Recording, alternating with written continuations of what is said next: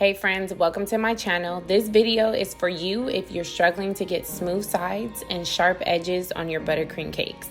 My name is Taylor Turner and I help bakers elevate their business and decorating skills. The first thing I always do is prep my workstation by laying down some plastic wrap. This helps make cleanup so much easier. Next, I'll add my buttercream to a piping bag. These piping bags are from Amazon. They're the best and they can be reused. Just soak them in some hot water inside out and you can reuse them. To fill my cakes, I use Swiss Marine buttercream because it's light, fluffy, and not as sweet as American buttercream. My 9-inch cake will be sitting on a 12-inch cake drum. I get these from Amazon. I'll link them in the description below, but I prefer drums over cake boards because they're just much more sturdy and stable. Don't be using those cheap boards, okay? Your cakes deserve better. As you can see here, I'm unwrapping my frozen 9-inch cake layer. I love to assemble my cakes while they're frozen because they are so much easier to work with. I evenly placed my cake layer on the drum and then started filling it with buttercream. Using a piping bag when you're filling your cakes will make sure that each layer has an even amount of buttercream. Next, I come in with my mini offset spatula to evenly spread out my buttercream. Here, I'm adding on my next cake layer. It's important to make sure that you place it on evenly. You don't want no lopsided cakes, okay? Now I'm coming in with more buttercream to seal the gaps between the layers. This is why I love working with frozen cakes because I don't have to worry about the layers moving around. Here you'll see me repeating the same exact steps as before. I'll fill the layer with buttercream, smooth it out, and then add my next layer, and then I will seal any gaps.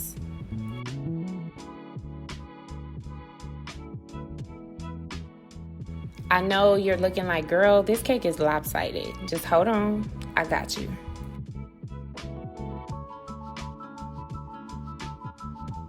Before I show you how I fix that, I'm going to show you how I assemble my 6-inch cake. First, I take a 12-inch cake board. Yes, this is the only time that it's okay to use a cake board. I take some tape and place a 6-inch cake board on top of it. The 6-inch cake board is going to support my 6-inch cake. And the 12-inch cake board is going to help me frost the 6-inch cake. I use the tape so that the board doesn't slide and glide while I'm working. I add a little bit of buttercream to the 6-inch board to act as the glue and prevent my cake from sliding. I'm speeding this part up because I'm doing the same exact steps that I did with the 9-inch cake.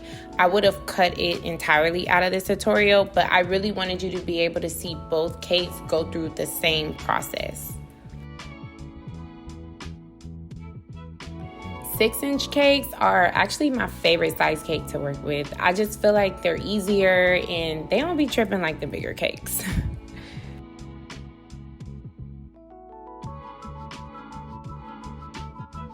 Another reason why I really love working with frozen cake layers is because when I'm sealing in the gaps, the buttercream firms up much faster than it would if my cakes were room temperature or just refrigerated. Oh, and my hands are very clean, okay? To prevent cross-contamination, I'm constantly washing my hands between each task. Let me put that out there before the hand washing police pull up. Okay, so here's the tea. When you have bulging cake layers like you see here, all you need to do is take a smooth edge knife and cut them off. I haven't figured out why some of my cake layers protrude more than others, but this is a quick fix that I started doing to make sure that I have even sides. You must use a smooth edge knife or you will have tons of crumbs in your buttercream, and we do not want that. To make sure that my sides are even, I run my smoother around the cake to see if I notice any gaps or bulges that I may have missed. This is an optional step, but I like to do this just to double check and make sure everything is smooth. Now I'm coming in with a serrated knife to make sure that the top of my cake is even. When you're making a 2-tier cake, the last thing you want is for your bottom tier to be uneven. That will throw off the entire design. Oh, and don't forget to comment, like, and subscribe to my channel for more tutorials. Now I'm applying my crumb coat. But do you see how even those sides are compared to when I first assembled the cake? I always start by adding a few dollops of buttercream to the top of my cake. I use American Buttercream to frost my cakes because it's stable and easy to use.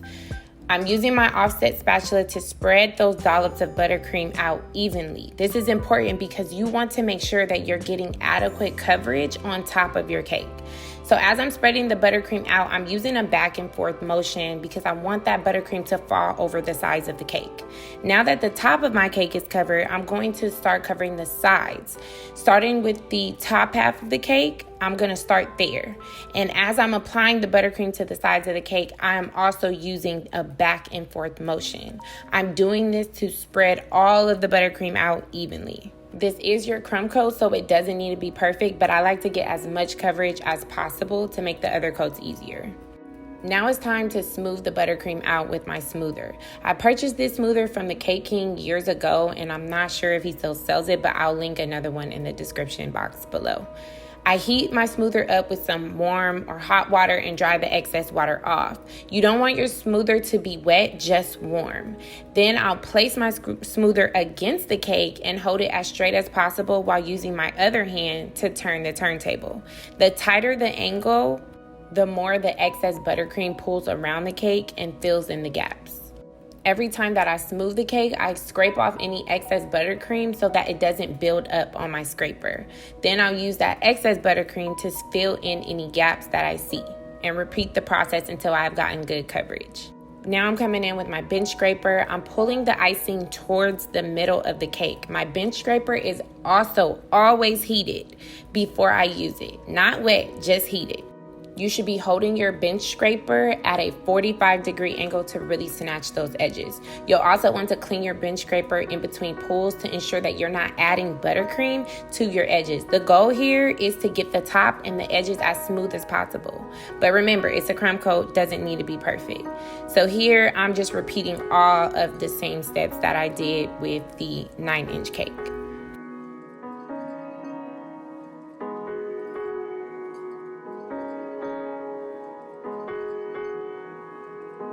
Now I'm making some very white buttercream, okay? I like to use white food coloring. Any brand honestly works great with this recipe, but in this video, I'm using Americolor. You only need about 1 to 2 cups of colored buttercream when you follow this method.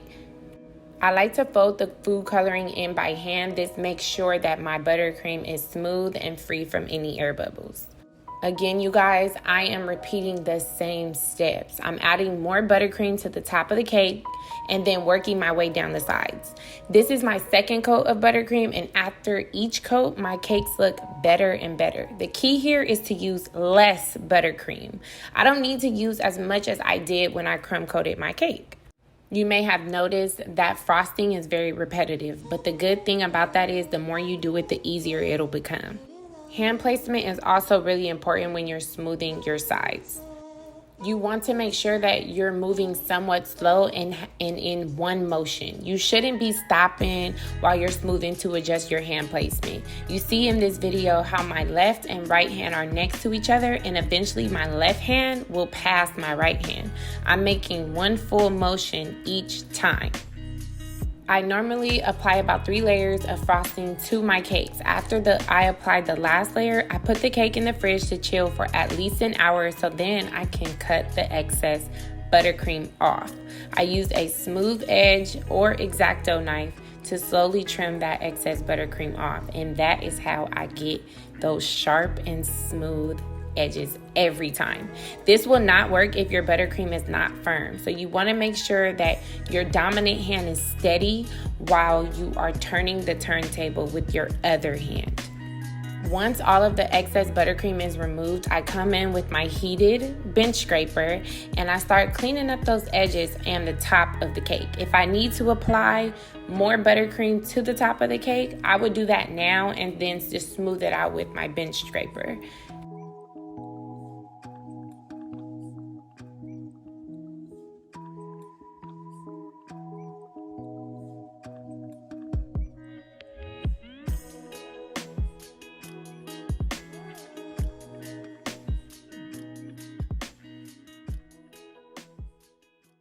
In no time, you'll have a nice, smooth, clean buttercream cake. Please drop a comment and let me know if this tutorial was helpful. Thank you so much for watching.